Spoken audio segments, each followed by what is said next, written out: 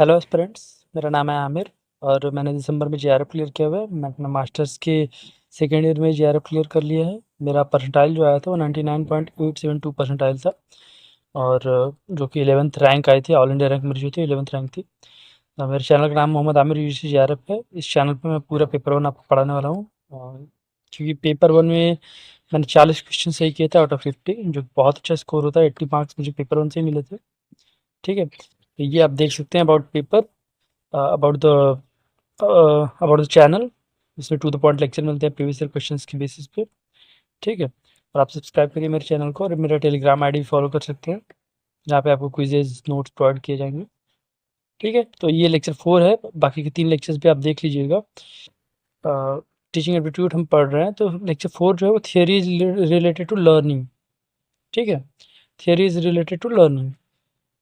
इसमें मोटी-मोटी 4 थियरीज़ हैं, जो 4 थियरीज़ हैं जो इम्पोर्टेंट है। और इम्पोर्टेंट कहने से मतलब ये है, जो प्रीवियस ईयर क्वेश्चंस आ चुकी हैं। प्रीवियस ईयर क्वेश्चंस में आने का मतलब कि लास्ट के 5-6 जो पेपर्स बीते हैं, 7-8 पेपर जो बीते हुए हैं, पिछले 3-4 साल के पेपर जो बीते, पोस्ट कोविड जो पेपर बीते हुए हैं, उनमें ये सब थियरीज़ आई हुई हैं। ठीक है, तो पहले जो थियरी है वो जीन पाइजे की थियरी है। कॉग्निटिव डेवलपमेंट थियरी जो है, जीन पाइजे की पहली थियरी वो है। ठीक, इसमें चिल्ड्रन, इसमें बताया, जेन पैजे ने बताया कि चिल्ड्रन जो होता है उनके लर्निंग प्रोसेस जो है वो 4 स्टेजेस में होती है। पहला स्टेज को बोलते हैं सेंसरी मोटर स्टेज, जिसको ऑब्जेक्ट परमानेंस भी कहते हैं। ठीक है, इसमें 0 to 2 ईयर्स का वो रहता है, एज रहता है, एज ड्यूरेशन। इसमें जो बेबी है वो लर्न करता है अपने सेंसेस के थ्रू, यानी टच के थ्रू लर्न करता है, साइट के थ्रू, देखने के थ्रू, एक्शंस के थ्रू वो लर्न करता है।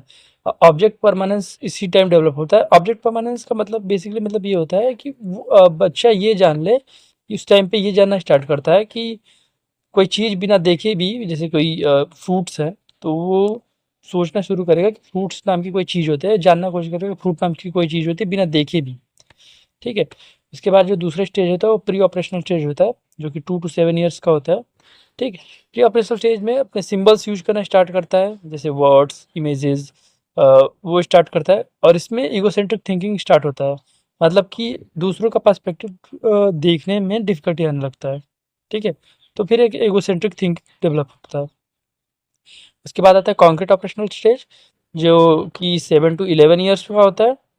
ठीक है, उसमें लॉजिकल थिंकिंग डेवलप होता है एक रियल और टेंजिबल प्रॉब्लम की तरफ।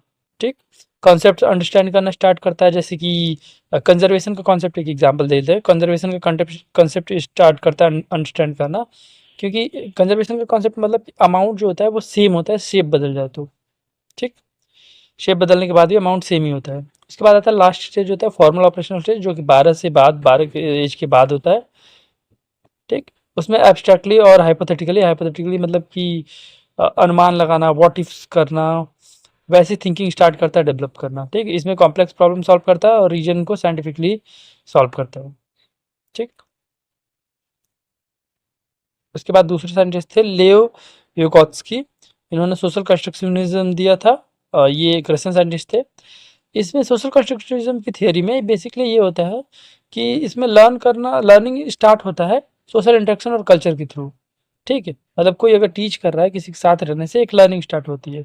उसमें एक टर्म आता है जोन ऑफ प्रॉक्सिमल डेवलपमेंट।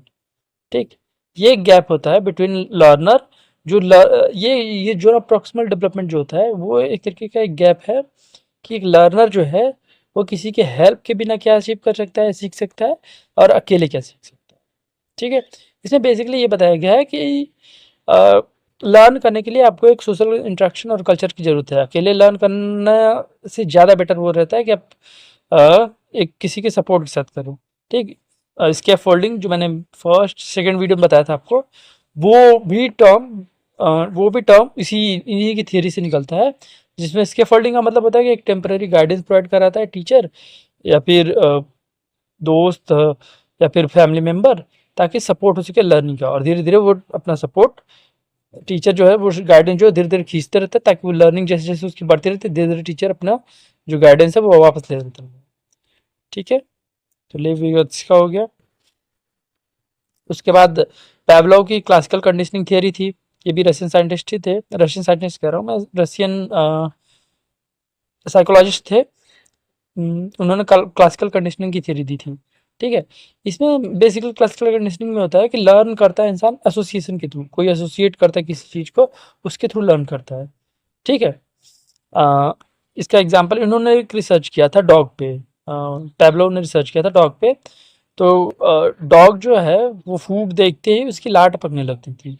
ठीक है, लार टपकने लगती थी, लेकिन अब फिर वो तो ऐसा बिना लर्न के ही अनकंडीशनल है।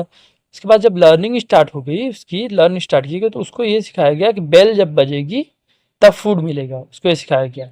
ठीक, पोस्ट लर्निंग ये हुआ, जब वो लर्न कर गया तो जैसे ही बेल बजती थी उसके बाद तुरंत उसका सलाइवा गिरने लगता था या फिर लार टपकने लगता। ठीक है, भले ही फूड रहे चाहे ना रहे। ठीक है, तो वो वहां पर कंडीशनिंग हो गया, कंडीशन स्टिमुलस हो गया। उसके बाद जो लास्ट थियरी थी वो स्किनर की थियरी थी ऑपरेंट कंडीशनिंग की। ऑपरेंट कंडीशनिंग थियरी में एक सिंपल सा होता है कि learning through rewards and punishment.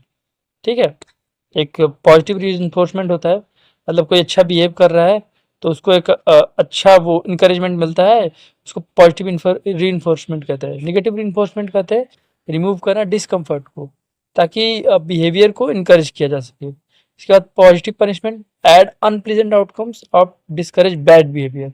ठीक है, मतलब ये अगर पॉजिटिव पनिशमेंट का एक एग्जांपल ले सकते हैं हम लोग कि बच्चा अगर शैतानी कर रहा है ज़्यादा तो उसको एक्स्ट्रा होमवर्क दे दिया गया।